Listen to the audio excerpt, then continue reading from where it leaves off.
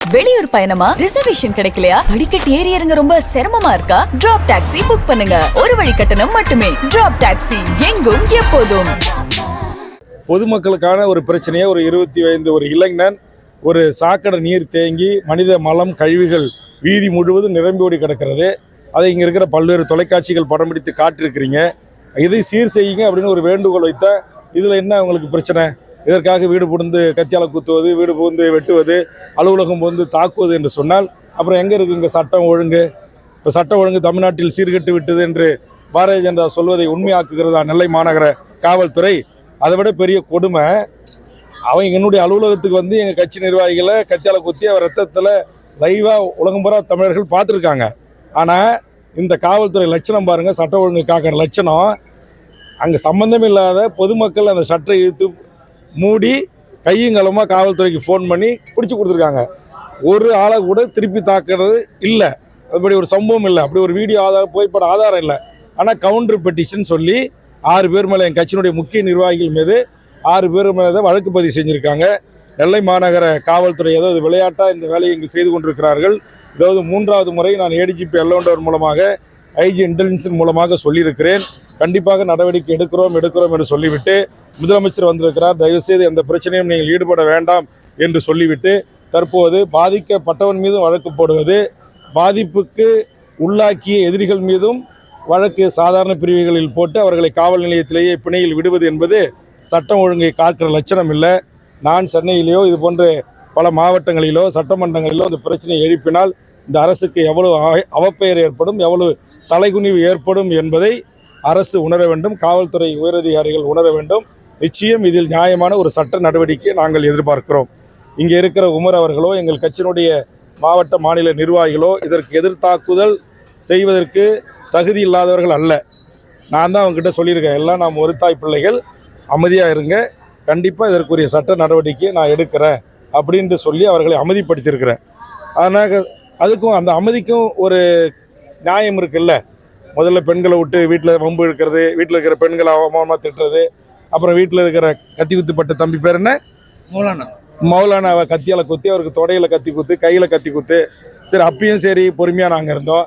அப்புறம் இப்போ ஒரு கட்சியினுடைய அலுவலகத்துக்கே வந்து தாக்குதல் நடத்தினா அது என் மீது தாக்குதல் நடத்துறதுக்கான அர்த்தம். அவர் வேணுமா உள்ளூர்காரராக இருக்கலாம், உங்களுக்கு சொந்தக்காரராக கூட இருக்கலாம். ஆனால் அது என்னுடைய கட்சியினுடைய தலைமை அலுவலகம், தென் மண்டலத்தினுடைய பொறுப்பாளராக இருக்கிற மாநில துணைத் தலைவர் திரு உமர் அவர்களுடைய அலுவலகம் மட்டுமல்ல. இது ஒட்டுமொத்த தென்மண்டல தமிழக வாழ்வுரிமை கட்சியினுடைய அலுவலகம். என் அலுவலகத்திற்கு உள்ளே புகுந்து என்னுடைய தொண்டனை இது போன்று தாக்கியிருப்பது என்பது என்னால் எல்லளவும் முனையளவும் ஏற்றுக்கொள்ள முடியவில்லை, சகிக்க முடியவில்லை. இதற்கு உரிய நடவடிக்கையை விரைந்து அரசு எடுக்க வேண்டும், காவல்துறை எடுக்க வேண்டும்.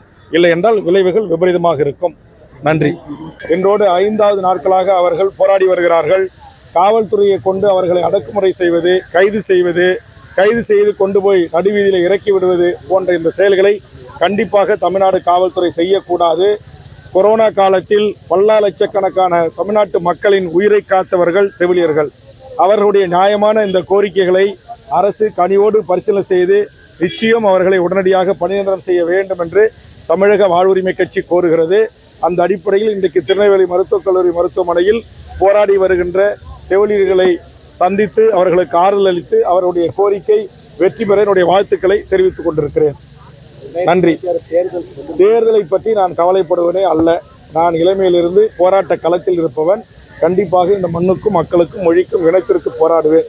தேர்தல் அரசியல் என்பது தேர்தல் காலத்தில் தேர்தல் அறிவித்த பிறகு பார்த்து கொள்ளலாம். அதான் தேர்தல் தேதி அறிவிக்கிட்டு நிலைப்பாடை சொல்றேன். 97 லட்சம் வாக்காளர்களை நீக்கிருப்பது என்பது அது அவரை வச்சுட்டு நான் சொல்லக்கூடாது. அதனால 97 லட்சம் வாக்காளர்களை நீக்கிருப்பது என்பது அது வந்து ஏற்றுக்கொள்ள முடியாதது.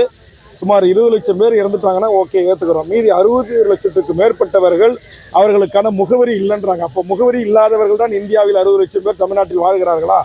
அப்போ அவருடைய ஜனநாயக உரிமையை பறித்திருப்பதாக நாங்கள் கருதுகிறோம்.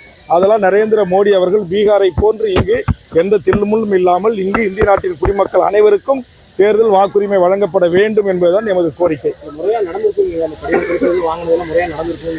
இல்லை, அதில் தான் முறைகேடு, அதில் தவறுகள் நடக்க வாய்ப்பு இருக்கு. இங்கிருந்து அவங்களுடைய அஜெண்டாவே இங்கே இருக்கிற திமுக அதிமுக என்ற 2 திராவிட கட்சிகளை ஒழிக்கணும். ஒழிச்சிட்டு பாரதிய ஜனதா என்கிற மதவாத மக்களை மதத்தின் பெயரால் அணிதிரட்டுகின்ற அந்த கட்சி ஆட்சிக்கு வரணும். அதற்காக அவர்கள் செய்கின்ற வேலை. வட மாநிலத்தவர்கள் 1 கோடி பேருக்கு மேலே இருக்கிறாங்க. அவங்களுக்கு இப்போ 8 லட்சம் பேருக்கு வாக்காளராக சேர்த்துருக்காங்க. அந்த இறுதி வாக்காளர் பட்டியல் ஜனவரியில் வரும். அப்போ வரும்போது தான் தெரியும் இதனுடைய பேராபத்து இருக்குது. அவர்கள் வட இந்திய சித்தாந்தத்தை கொண்டவர்கள். தமிழ்நாட்டுடைய வாழ்வுரிமையோ தமிழ் சமூகத்தின் பண்பாடு கலை கலாச்சாரத்தை குறித்து அவர்களுக்கு சிறிதளவும் கவலை இல்லை. எப்படியாவது ஆட்சி அதிகாரத்தை பெற வேண்டும். அதற்காக நரேந்திர மோடி அவர்கள் பீகாரில் நடைமுறைப்படுத்தியது போல் இங்கே நடைமுறைப்படுத்த வாய்ப்பு இருக்கு என்று நாங்கள் அச்சப்படுகிறோம். இன்னைக்கு அணுகுலைகளை பராமரிப்பதற்கு செய்வதற்கு அந்த மசோதாவை தமிழக வாழ்வுரிமை கட்சி எதிர்க்கிறது. நன்றி.